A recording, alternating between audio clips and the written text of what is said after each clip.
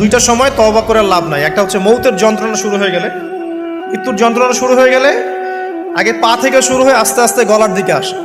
হাদিসে যেমনটা এসেছে, সূরা ওয়াকিয়ার মধ্যেও আছে যে পায়ের দিক থেকে যন্ত্রণা শুরু হয়ে আস্তে আস্তে আস্তে আস্তে এই গলার দিকে আসে, এবং আত্মাটা গলার এখানে যখন চলে আসে, এখান থেকে মালাকুল মউত আত্মাটাকে নিয়ে চলে যায়।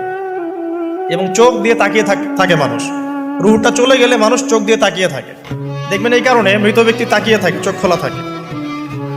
এবং তখন আসমান থেকে সিঁড়ি নামিয়ে দেওয়া হয়, ওই সিঁড়িতে করে আত্মা চলে যাচ্ছে, ও তাকিয়ে দেখে যে আত্মা চলে যাচ্ছে। এবং মানুষ মারা যাওয়ার পরে চোখ জীবিত থাকে অনেকক্ষণ। মেডিকেল সায়েন্স যারা পড়েছে তাদেরকে জিজ্ঞাসা করবে, মানুষ ডেড হয়ে গেলেও চোখ দেখবেন আরো কয়েক ঘন্টা, হয়তো আরো নির্দিষ্ট একটা সময় পর্যন্ত চোখটা কিন্তু জীবিত থাকে।